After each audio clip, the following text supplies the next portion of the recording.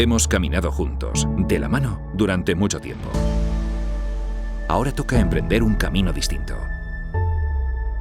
Un nuevo tiempo con retos que aceptar, obstáculos que superar y oportunidades que atrapar. Por suerte, en este nuevo tiempo, cuentas con un sindicato que sabe que tú cuentas, y mucho. CESIF, por ti, contigo, en un nuevo tiempo.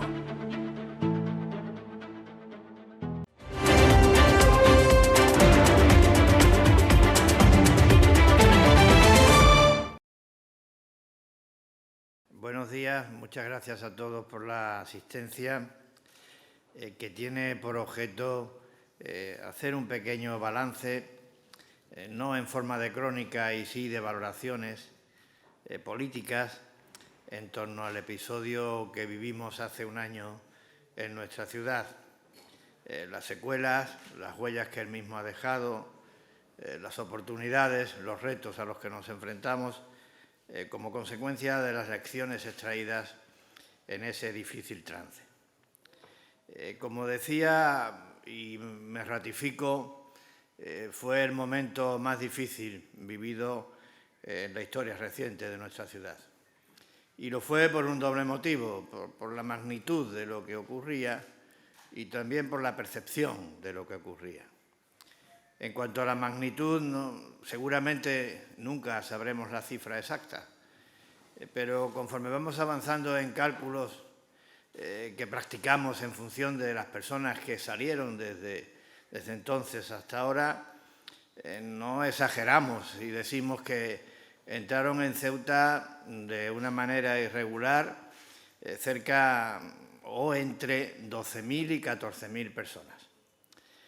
Como digo, la magnitud es suficientemente determinante para llegar a la conclusión de que desbordaba todas nuestras capacidades, capacidades de contención y capacidades de acogida. Entre 12 y 14.000 personas representa el 15% de la población total de Ceuta.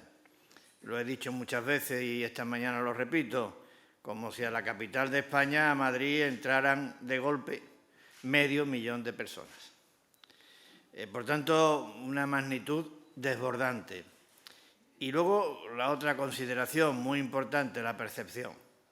La percepción que teníamos los ceutíes, además de una manera plenamente justificada, era que no se trataba de un incidente migratorio y fronterizo como los vividos con anterioridad, que esta vez estaba claro que lo que se intentaba era desestabilizar Ceuta, poner en jaque nuestra integridad como medio para presionar a España.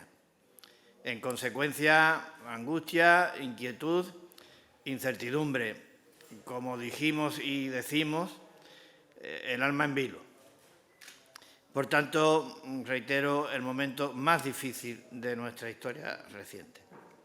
Se decidió que esa situación, como digo, extraordinariamente difícil, debía de resolverse a través de la acción disuasoria y mediante el uso de la diplomacia. Y creo que fue un acierto tomar esa decisión de emplear la acción disuasoria y el uso de la diplomacia.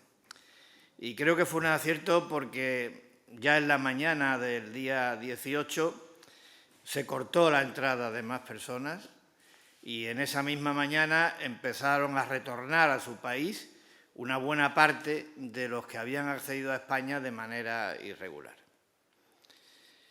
Fue un trauma, como digo, inolvidable. Y todo trauma tiene también la cualidad, si se me permite la expresión, de poner de relieve, de sacar a la superficie las debilidades, pero también las fortalezas. Yo me voy a detener en las fortalezas porque creo que son importantes de cara al futuro de Ceuta. Y entre esas fortalezas está la constatación, a través de la presencia in situ del presidente del Gobierno de la Nación y de sus declaraciones, la constatación, como digo, de que la defensa de nuestra soberanía, de nuestra integridad, de la irrenunciable españolidad de Ceuta, están garantizadas por el ordenamiento constitucional y por el Estado, cualquiera que sea el color político del Gobierno de la Nación. En la segunda fortaleza, la constatación de que el sentimiento de pertenencia a España es compartido por todos los ceutíes, recen como recen y se llamen como se llamen. La tercera constatación, que Ceuta es Europa. Respondieron las instancias europeas, respondieron los organismos de la Unión Europea, poniendo de manifiesto de manera también taxativa y clara que la frontera del Tarajal es la frontera de Europa. Poniendo de manifiesto de manera taxativa y clara que la Unión Europea quiere y desea unas buenas relaciones con Marruecos, pero que estas buenas relaciones con Marruecos tienen que estar basadas en el respeto, empezando el respeto por respetar las fronteras de los Estados miembros, que es tanto como decir la integridad territorial de los Estados miembros de la Unión Europea.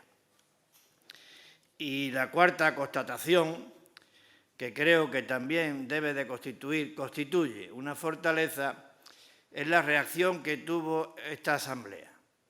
Esta asamblea, compuesta por distintos grupos políticos, con profundas diferencias en lo político, demostró que en un momento en el que se estaba poniendo en jaque nuestra integridad territorial, en un momento absolutamente crítico, en un instante crucial, todos los grupos de la Asamblea, con una sola excepción, apostamos por la unidad, la lealtad institucional, la responsabilidad y el sentido de Estado.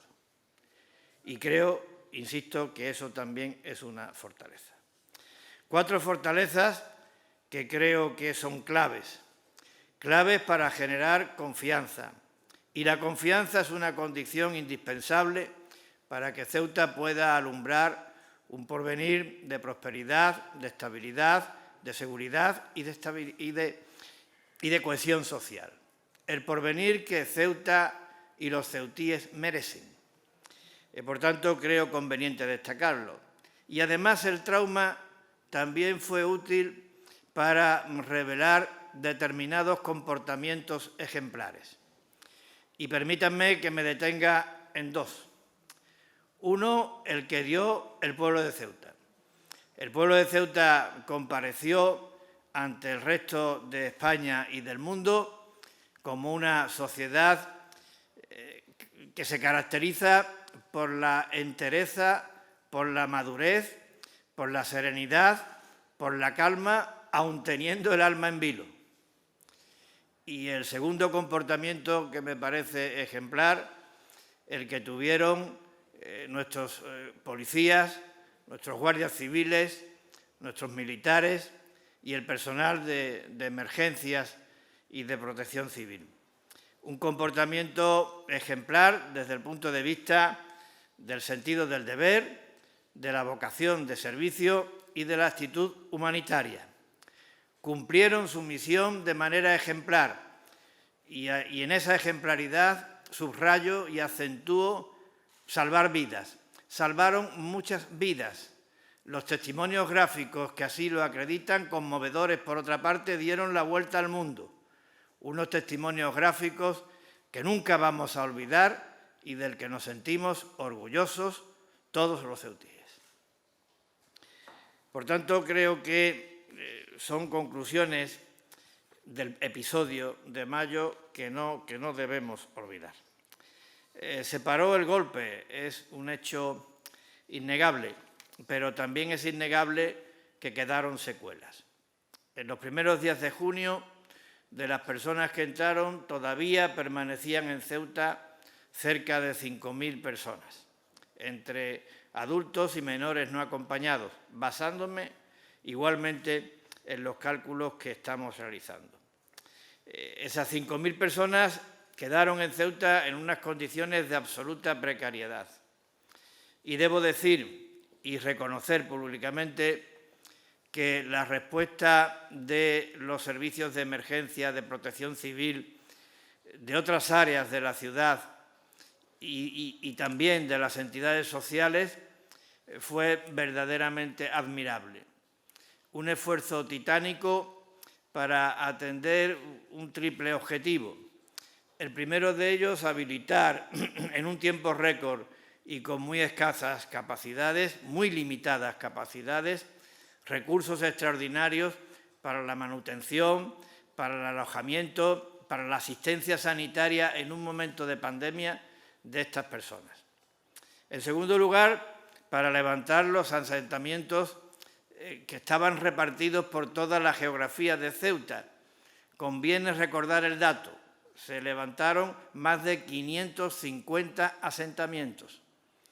Y, en tercer lugar, también para reforzar aquellos servicios comunitarios que estaban afectados por esta situación de verdadera emergencia humanitaria y de absoluta excepcionalidad. La limpieza, las playas, la seguridad y otros muchos servicios. Pero tampoco la gestión de la ciudad era suficiente para volver a la normalidad. También en este caso se exigía una estrecha colaboración con el Gobierno de la Nación, con la Administración General del Estado, quien dispone de los medios necesarios para procurar que Ceuta volviera a la normalidad. Y por parte del Gobierno de la Nación y por parte de la Administración General del Estado se activaron los mecanismos legales que hicieran posible esta vuelta a la normalidad. Se llevó a cabo con la debida prudencia, sin estridencias, se llevó a cabo sin llamar la atención, pero lo cierto es que a día de hoy podemos decir que ha salido de Ceuta la práctica totalidad de los adultos que de manera masiva e irregular llegaron en el mes de mayo pasado y, en cuanto a los menores, más del 90% de los menores que aquellos días llegaron. Por tanto, se paró el golpe, se resolvieron las secuelas en cuanto a lo que concierne a la crisis migratoria, pero las huellas han quedado. Y las huellas hay que traducirlas en oportunidades y en retos. Las huellas significan que no puede haber, no podemos dar por zanjado el asunto, que no podemos dar la obra por concluida, que tiene que haber un antes y un después del 17 y 18 de mayo de 2021. Y que esos retos y esas urgencias son inexcusables. Probablemente la relación no sea exhaustiva, pero yo sí quiero significar algunos ámbitos de esas urgencias que me parecen determinantes para el porvenir de Ceuta de las próximas décadas. El primero de ellos hace referencia a la necesidad, tantas veces demandada, de una acción enérgica y urgente e inaplazable por parte del Estado, dirigida a, por un lado, potenciar la presencia del mismo en áreas tan fundamentales como defensa, seguridad, justicia, educación, sanidad, servicios sociales, vivienda y otros ámbitos. En segundo lugar, garantizar un nivel de calidad en los suministros esenciales para el bienestar de los ciudadanos y para el desarrollo económico, unos niveles de calidad, insisto, equiparables a las medias nacionales. Y, en tercer lugar, impulsar el tránsito a un nuevo modelo económico más estable, más sólido, con más capacidad de creación de empleo. En este caso, en este objetivo, me gustaría también destacar 5 grandes líneas de actuación. La primera de ellas, la actualización del vigente régimen económico y fiscal especial. La segunda, el capital humano. No hay desarrollo sin capital humano y, por tanto, creo que tenemos la obligación de ampliar de una manera sustancial la oferta de formación profesional. Tenemos la obligación de fomentar el emprendimiento y tenemos la obligación de fidelizar y atraer el talento. En tercer lugar, fundamental, es bueno atraer nuevas empresas en Ceuta, nuevos proyectos, pero tenemos que cuidar también a nuestro tejido productivo.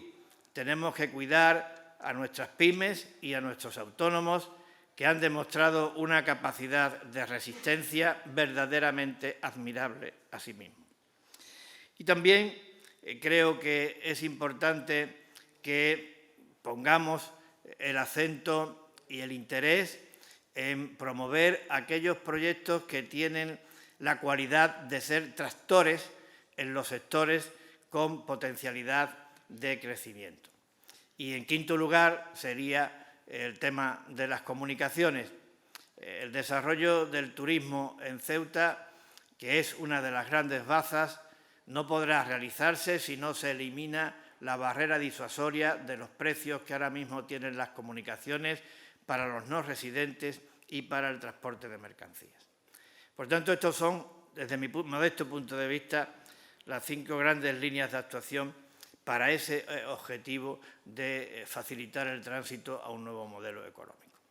El segundo pilar, junto con esta acción estratégica por parte del Estado en las áreas que son pilares del Estado, el segundo pilar dentro de este contexto de oportunidades y retos sería la Unión Europea. La Unión Europea ha demostrado ser esencial para Ceuta.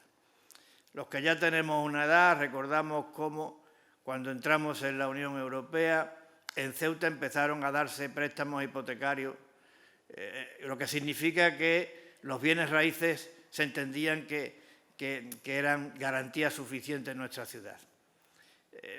Una constatación irrefutable de la confianza que transmite la Unión Europea. La entrada en la moneda única fue decisiva para poder afrontar la crisis de 2011 y 2012 sin tener que desmantelar esta administración y los servicios que atiende. La crisis sanitaria no se hubiera abordado sin la Unión Europea. Y también sin la Unión Europea el episodio de mayo no se hubiera resuelto como se ha resuelto. Por tanto, tenemos que poner la mirada interesada, decidida en la Unión Europea. Y creo que ahí hay 3 cuestiones que son fundamentales para mí. 2 fundamentalísimas.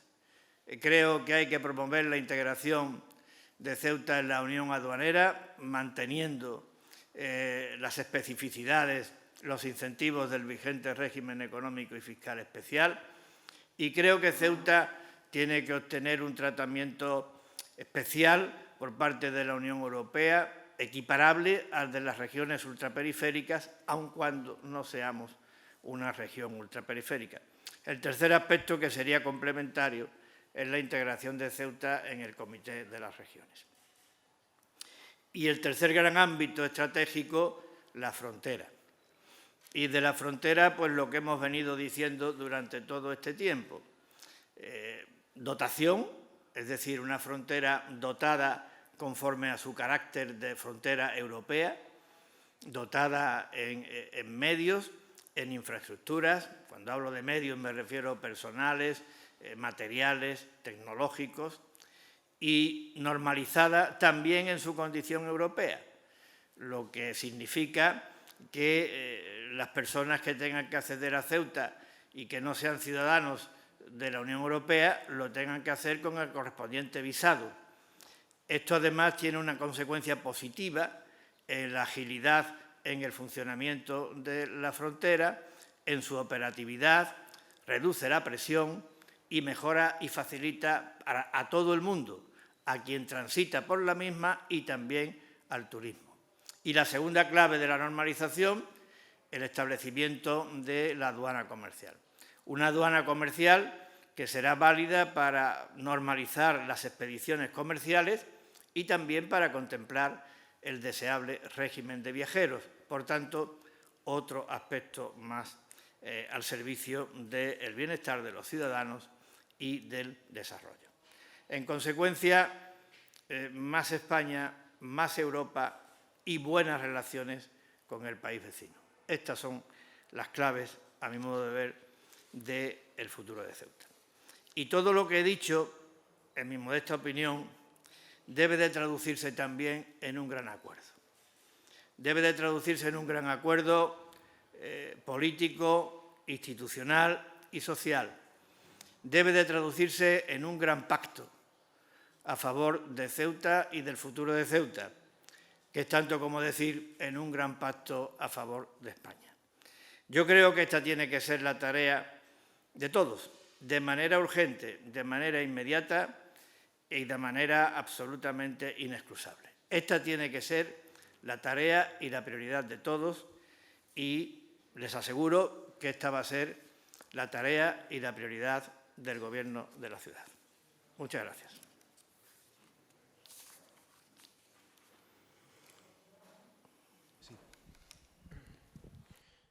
Buenos días, presidente. Yo quisiera preguntarle precisamente sobre esta última cuestión, que usted habla de un gran pacto, ya lo ha comentado en otras ocasiones.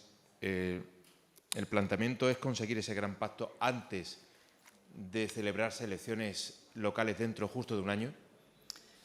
Es que no puede ser de otra manera. Es decir, yo creo que todo lo que yo he planteado desde la perspectiva del denominado plan estratégico por parte del Estado, resolver estas cuestiones en la Unión en la Unión Europea y el tema de la normalización de la frontera son cuestiones que están encima de la mesa. Yo no me plantearía como objetivo, como horizonte temporal antes de las elecciones, yo me plantearía antes de que termine este año. Es decir, yo creo que antes de final de año estas cosas deben de estar resueltas. Y antes de que finalice este año, por tanto, marcada la pauta de puesta en marcha de todas y cada una de estas actuaciones. Yo creo que la labor de diagnóstico ya se ha hecho. Yo creo que cada uno tiene fijadas sus posiciones al respecto. Ahora se trata de poner ese diagnóstico y esas posiciones en común y llegar a un consenso. Un consenso que tiene rango de razón de Estado y como tal lo debemos de tratar. Ahora, antes de concluir el año, ¿se podría hablar de decepción, fracaso, de seguir intentándolo? ¿Cómo lo observa, teniendo en cuenta que ya se han dado pasos, evidentemente? Usted lo ha calificado. Yo creo que si no somos capaces, sería un fracaso.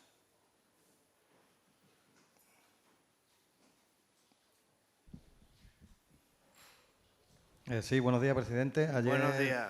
A las 12 de la noche de ayer se abrió la frontera. ¿Qué noticias han llegado del primer día de funcionamiento de la misma? Han pasado más de 3.000 personas para allá, para Marruecos. ¿Qué noticias tiene? Porque, bueno, alude a que esté bien dotada. Ayer Feijóo decía que se había abierto con muchas carencias. ¿Qué nos puede decir de estas primeras horas de apertura? Pues yo creo que está funcionando la cosa bien. Sinceramente, creo que se está produciendo el tránsito de manera controlada y de manera ordenada. Y lo que el señor Feijóo vino a decir, y creo que todo el mundo lo comparte, que hace falta pues, que este proceso conducente a la normalización venga acompañado también hasta llegar a esa normalización de la dotación de las infraestructuras y de los medios adecuados. No olvidemos que estamos en un proceso, que los pasos que se den tienen que ser pasos medidos, que cada vez que se dé un paso nuevo hay que evaluar y analizar las consecuencias y los efectos del mismo, pero que el horizonte tiene que estar en esa normalización. Y la normalización es una dotación adecuada en infraestructuras y en medios y una regulación acorde con nuestra condición de frontera europea, que determina la exigencia de visado para los ciudadanos que no sean miembros de la Unión Europea, que no sean ciudadanos no pertenezcan a la Unión Europea, que, insisto, poniendo los mecanismos para que tanto el otorgamiento del visado sea algo ágil, operativo y que permita un tránsito fluido, y por otra parte la normalización del ámbito comercial, tanto en expediciones comerciales como en el régimen de viajeros, lo que se lograría mediante el establecimiento de la aduana comercial. Buenos días, presidente. Buenos días. El tema de los visados, de la excepción al Tratado Schengen, evidentemente es una decisión que tiene que tomar la Unión Europea, es una decisión europea. Por ahora hay un decreto del Ministerio del Interior hasta el 15 de junio, donde sí se pide ese visado para entrar en Ceuta y en Melilla. ¿El objetivo es solucionar la situación o conseguir una respuesta antes de que finalice ese decreto, con la posibilidad, evidentemente, de que se prorrogue? Bueno, yo no quiero establecer plazos determinados porque ahora mismo todos sabemos cuál es el horizonte temporal que tiene esta orden. Esta orden es transitoria y excepcional, está basada en razones sanitarias y de orden público. Esto no puede ser permanente. Evidentemente, los pasos que se den tienen que ir en base a ese objetivo que yo he planteado. Las cuestiones técnicas creo que tenemos que tratarlas con el Ministerio de Asuntos Exteriores y con el Ministerio del Interior. Sería, yo creo, una temeridad por mi parte que me pusiera yo a hacer consideraciones de índole técnico-jurídico. Creo que tengo que ser respetuoso. El objetivo político es el que he dicho y creo que eso se puede lograr perfectamente. Y las noticias que teníamos nosotros en un principio es que lo puede decidir España, que no es una cuestión que dependa de la Unión Europea. Evidentemente sí creo que es una cuestión que tiene que resolverse tratándola con el país vecino, porque si también algo nos ha demostrado la experiencia es que si hay colaboración entre las autoridades de nuestro país, España, y las autoridades del país vecino, las cosas funcionan mejor. Esto es evidente. Por tanto, una normalización clara, europea, y la colaboración de las autoridades del país vecino para llevarla a cabo. Ahora mismo estamos en un proceso transitorio y el final, pues el desenlace tiene que ser, desde mi punto de vista, el que le he dicho. Quería saber si es optimista en torno a la posibilidad de la aduana comercial. De momento se está negociando. Marruecos ha hablado de tránsito de mercancías, pero no ha mencionado concretamente el concepto aduana comercial. ¿Es optimista? Porque es un paso muy grande para Ceuta. Yo quiero ser optimista, pero tengo que ser prudente. Entonces, es verdad que si me atengo a la letra del acuerdo suscrito entre nuestro país, España, y Marruecos, ahora mismo no me la sé de memoria. Pero creo que decía algo así como normalizar la circulación de personas y de mercancías a través de las fronteras terrestres y marítimas, y en cuanto a las mercancías, mediante la aplicación de los mecanismos aduaneros pertinentes o adecuados o apropiados. No me lo sé de memoria, pero creo que es algo así. Frontera terrestre entre España y Marruecos, nada más que hay dos, la de Ceuta y Melilla. Mecanismos aduaneros apropiados para el tránsito de mercancías, nada más que hay uno, la aduana comercial. Luego yo creo que el cumplimiento del acuerdo ya contempla el establecimiento de la aduana comercial. Ahora, siendo optimista o queriendo ser optimista, tengo que ser prudente, porque claro, una aduana comercial se puede establecer de muchísimas maneras y en esto el tiempo nos lo dirá. Puede ser simplemente un testimonio de que hay una aduana comercial, pero si no la dotas de los medios y de las infraestructuras adecuadas, los efectos prácticos no resultarán satisfactorios. Esperemos que sea una aduana comercial jurídicamente reconocida como tal y al mismo tiempo dotada con los medios adecuados para que permita un funcionamiento relevante como tal aduana comercial.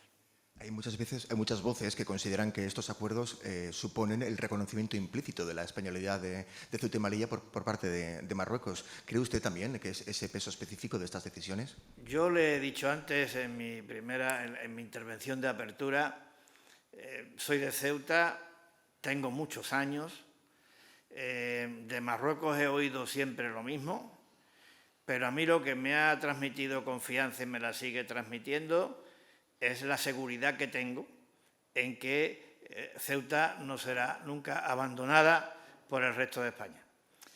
Y ahora a esa seguridad se añade el que no será nunca abandonada por el resto de España ni por el resto de Europa. Por tanto, como dije al principio, como dije en la apertura de mi intervención, la españolidad irrenunciable de Ceuta, nuestra soberanía y nuestra integridad están garantizadas por el ordenamiento constitucional y por el Estado, cualquiera que sea el color político del Gobierno de la Nación. A lo que añado, por el sentimiento inequívoco de pertenencia a España de todos los ceutíes, recen como recen o se llamen como se llamen. Sí, yo quisiera preguntarle en relación a la aduana comercial si la situación en la que se colocaría esa aduana sería en la zona de los polígonos del Tarajal y si la ciudad ve ese sitio como factible. Evidentemente es una oportunidad. Es decir, yo no estoy en condiciones de poder concretar la logística o la infraestructura a favor de esa logística, ¿cuál sería? Creo que deberíamos detenernos a pensar en ella y hacer planteamientos para lograrlo, pero evidentemente los polígonos son una oportunidad para que una aduana comercial no puede funcionar si no tiene un depósito fiscal anexo a la misma, y eso es un espacio físico. Es decir, la aduana comercial no solamente es un concepto jurídico, es también un despliegue de medios y la dotación de unas infraestructuras. Creo que tiene que ser un objetivo para Ceuta, el lograrlo. Tiene que ser un objetivo para España y también tiene que ser un objetivo para Marruecos. Por tanto, creo que hay que ponerse a trabajar en ese ámbito y, evidentemente, la zona colindante a la frontera pues, es una oportunidad innegable. Hemos caminado juntos, de la mano, durante mucho tiempo. Ahora toca emprender un camino distinto. Un nuevo tiempo con retos que aceptar, obstáculos que superar y oportunidades que atrapar. Por suerte, en este nuevo tiempo, cuentas con un sindicato que sabe que tú cuentas, y mucho. CESIF, por ti, contigo, en un nuevo tiempo.